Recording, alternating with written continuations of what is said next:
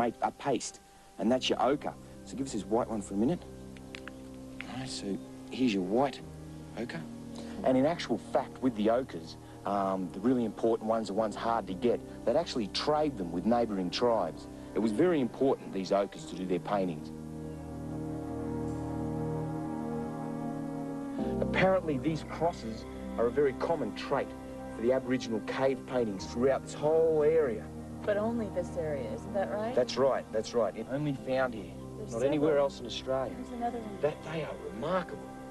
I wish I knew how old they were. Then we'd be able to work out what interaction the Aborigines had with all those ancient order of mammals, the giant echidnas, the huge, big macropods. Gee whiz. And where people live, you'll find water. Even in this dry country, it has to be here. Gee, have a look at this billabong here. Gee, you can see why all the wallaby and the kangaroo tracks come down out of all this escarpment country, up the plains, and they come right down into here. This would have to be spring-fed. This is the only water around this area, and what a beautiful waterhole. Fig trees there, bit of native tucker. You can see why Indigenous people would live here too. Yeah, my word, it's like a paradise.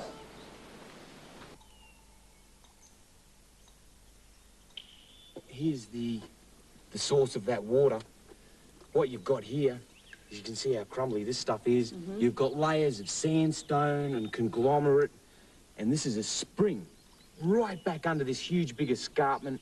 There's a body of water and it's slowly seeping through, dripping off the roof, and then it dribbles all the way back down into the billabong. And this has probably been happening for thousands, maybe millions of years. The water we found here doesn't seem like it's going to dry up in a hurry. But in other parts of this region, the water comes and goes with the seasons. And sometimes the dry can last a very long time. Again below us, another waterhole, but this one's shrinking. Here we'll see what's been happening around waterholes for millions of years. The remains of animals caught in the mud as the water dries up and disappears. That's how we often find well-preserved dinosaur bones. This time, there's no need for the ropes. There's almost a staircase down the different stratas of rock. Here's some evidence of what happens when the waterholes dry up. This is a juvenile freshwater tortoise, and the youngest, the smallest, and the weakest, they're the first to die. It's only a couple of days away, and all this water's going to dry up, and everything in it is going to die. While the water's still here, there's probably still life. There won't be much down there, but Steve gropes through the mud to see what he can find.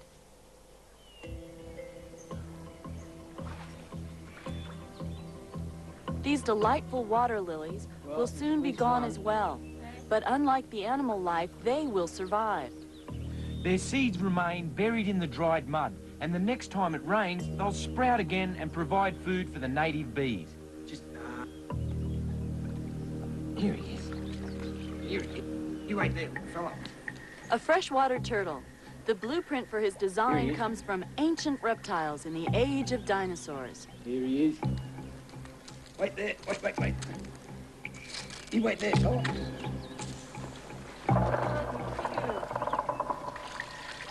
Come on, guys. The water's all drying up.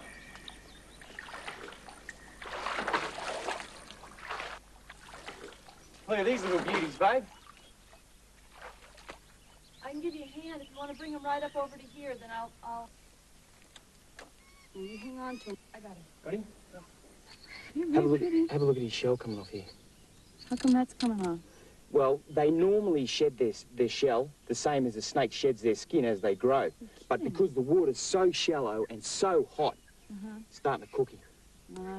There's only another couple of days and these guys will be dead. The same as a snake or a lizard does. We didn't have the heart to leave them to a drawn-out and certain death. So we're going to move them back to the permanent water we saw a little earlier. Abseiling down the escarpment was quite easy, but an absolute nightmare trying to get out again. The crumbly rock that was a nuisance during the abseil is an absolute drama to try and climb back out, and very dangerous. It's not far to the top, but we can't quite make it. It's too steep, and that crumbly rock turns every foothold into a treacherous trap.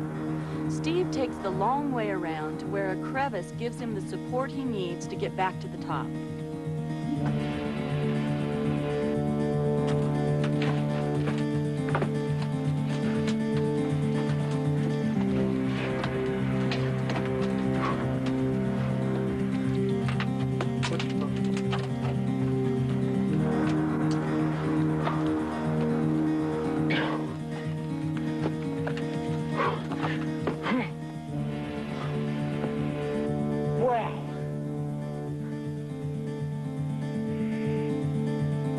Wait on.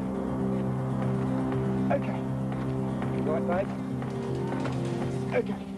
Ready? And up. Both arms. Yep. Gets it up. Use your feet. Use your feet. You got me? Yep. Up. Use your legs, babe. Use your legs. I'm trying, I can't. Use your legs. I can't. That's it.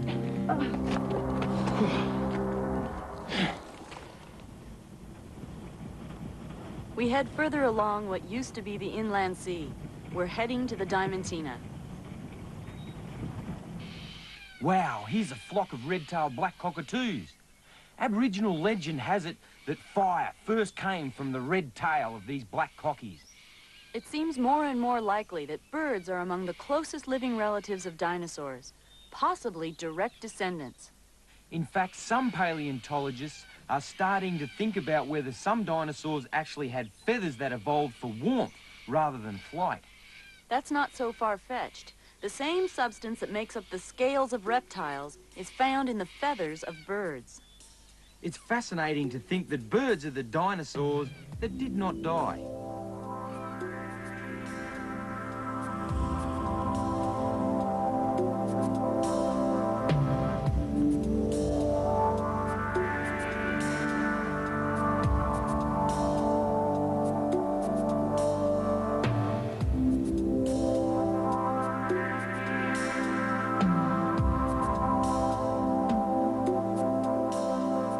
When you arrive at the Diamantina Gate, the sign tells you in no uncertain terms that you must be well prepared to travel through.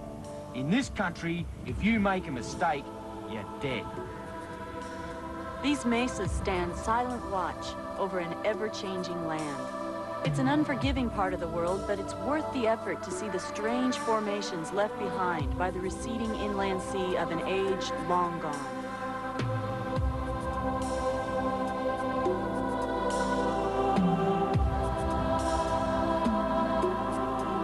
We've decided to investigate the more inaccessible mesas.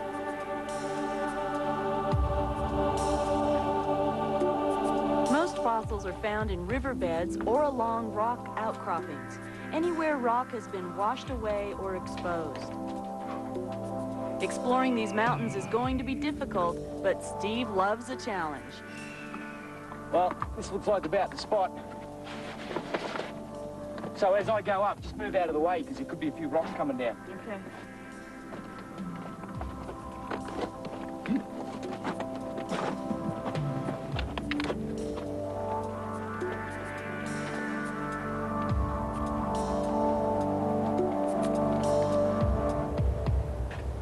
Careful.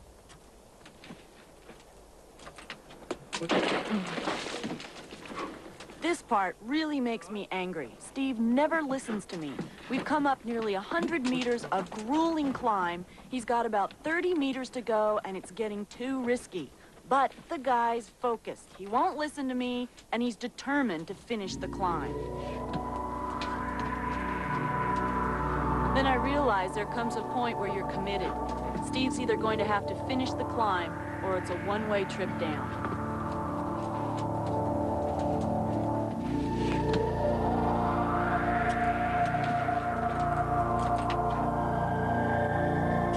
At this point, reality struck home. I'd almost bitten off more than I could chew. Far too hairy a climb. I'm just gonna go around the side here and meet you down here. While I took the safer path around the base of the hill, Steve checked out the top for any evidence of dinosaurs.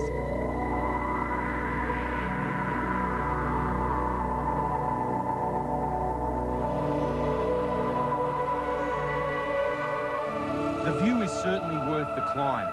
I'm looking down at what once was the inland sea from the best vantage point for hundreds of kilometres. It's only from above that you can truly appreciate what happened here millions of years ago. You can see where the sea contracted into a series of lakes and rivers, and then where it shrank even further to smaller streams and waterholes.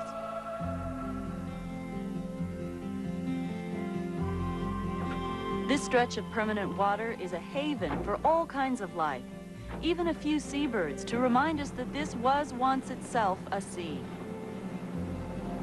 In the dry season, this is one of the biggest remaining stretches of the Diamantina River. It's evaporated down to a landlocked billabong only a few kilometres long. The rocks that are scattered right through the region are dangerously close to the bottom of the boat, so the only way ashore is to shut down and walk to a hidden gallery of Aboriginal rock carvings.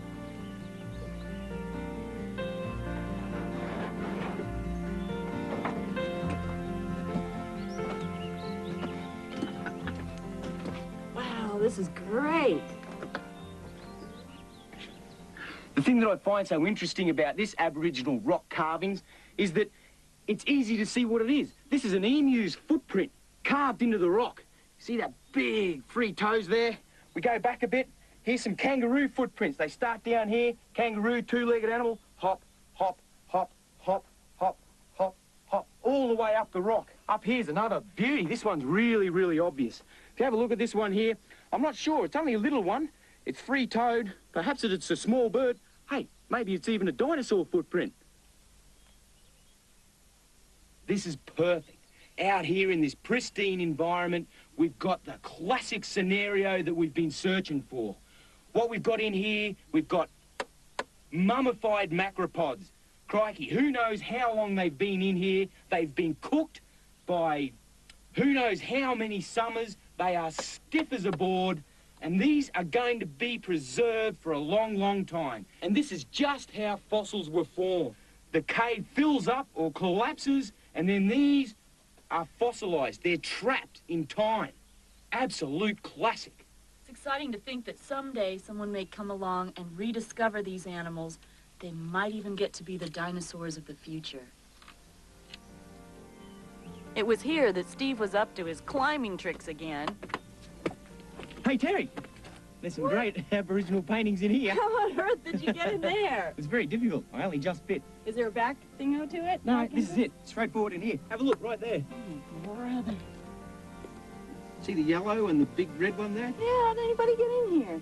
I don't know. They must have done this, though. They must have crawled up through the front. Water is the life link for both dinosaurs and modern-age man. There's only fossilised evidence of dinosaurs, but graphic evidence of man. What we've got here is a massive cave etched into the escarpment. Huge body of water down there, which has never dried up in the history of mankind. Very colourful rock art. It's the most spectacular rock art I've seen. All those whites, the red, the yellows, the water holes. Have a look at these ones. Here's one of the crosses again. The red, like a serpent painting. More art here. Almost a snake-like structure through there. The red. This is a classic. I'm not sure what it depicts, but you can see those lines coming out like a heap of legs. Little white wiggly thing at the end. A huge gallery of rock art. Must have taken them a long time to do it.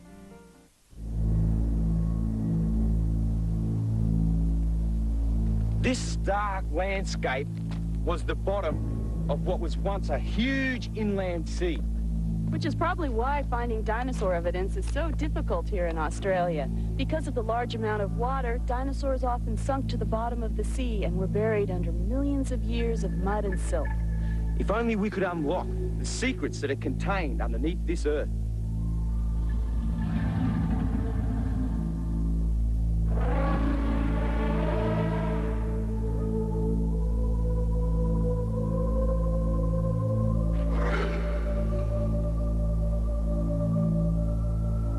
We've arrived at Lark Quarry, one of the world's most important dinosaur sites. now protected from the elements by a steel building. It's the world's only known dinosaur stampede, a network of ancient dinosaur footprints, from little ones the size of chooks right up to some of the biggest carnivores that ever lived on the continent.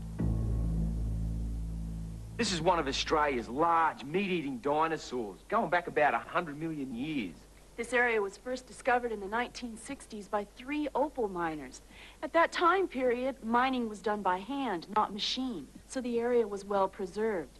About 10 years later, the Queensland Museum went ahead and preserved the area for the public, and now we can all enjoy the highest concentration of dinosaur fossilized footprints in the world. What we have here is right out there was a huge big lake and about 300 little dinosaurs ranging from about a chook up to an ostrich size. They were grazing out on that lake. A large carnosaur, a large meat-eating dinosaur, came in and tried to trap them to eat them. And they fled. They stampeded up towards the hill there on a muddy bank. And as they got scared and they fled, whammo, grabbing them and eating them. Conditions had to be absolutely perfect in order to preserve these footprints. After they were made, the area went through a long dry period, and the mud turned into like concrete. Then the floods came in, the silt covered the area, and then rock began to form. We've got layers of sandstone above the footprints, and this has been preserved this way for about 100 million years. And now that we've exposed it, it is open to the elements. And perhaps in several hundred years, it could deteriorate if it's left as it is.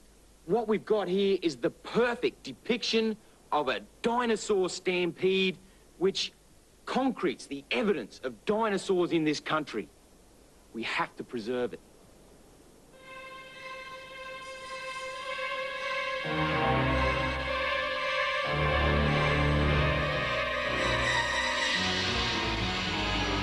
Thousands of kilometers from the Sunshine Coast and our home at the Queensland Reptile Park, our search still continues. With the movie magic of Jurassic Park, imagination allows dinosaurs to come to life. This sparks interest in all of us to learn more about our dinosaur history.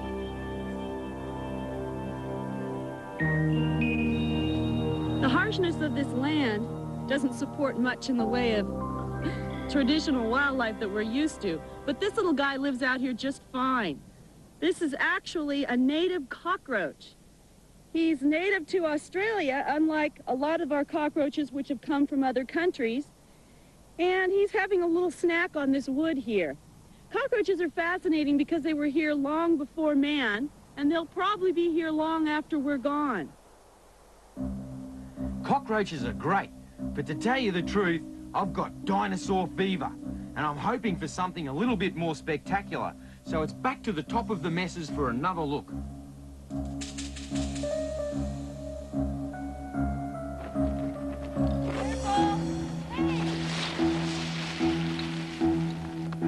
my God, are you okay? I think so. As it turned out, that bad luck on the slippery slope was a bit of good luck at the bottom. We would later discover that we had literally stumbled into a fossil field. People have walked past hundreds of rocks and have never recognized them as fossils or dinosaur evidence.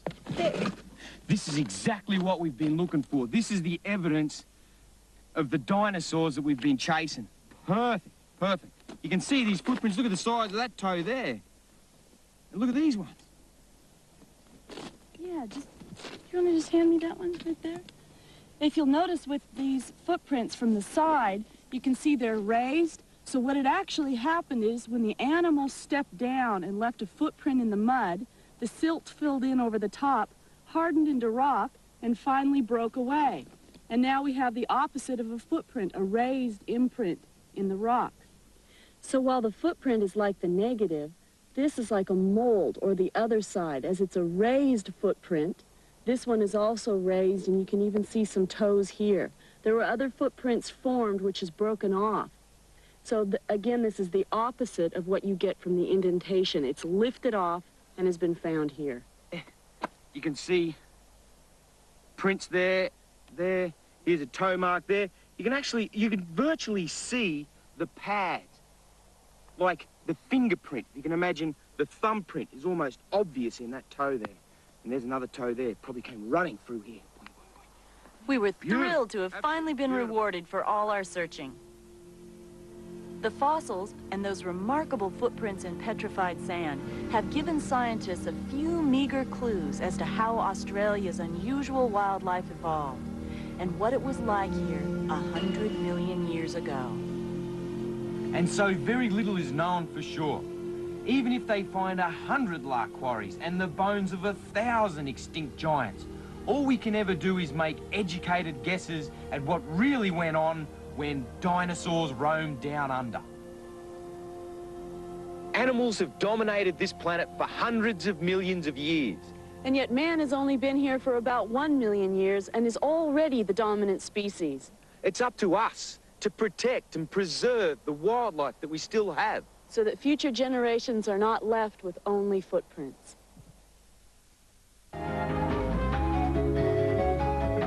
When his illicit love winds up dead, even his defense attorney has doubts about his case. Public opinion cries out for a conviction in this highly charged, best-selling suspense thriller.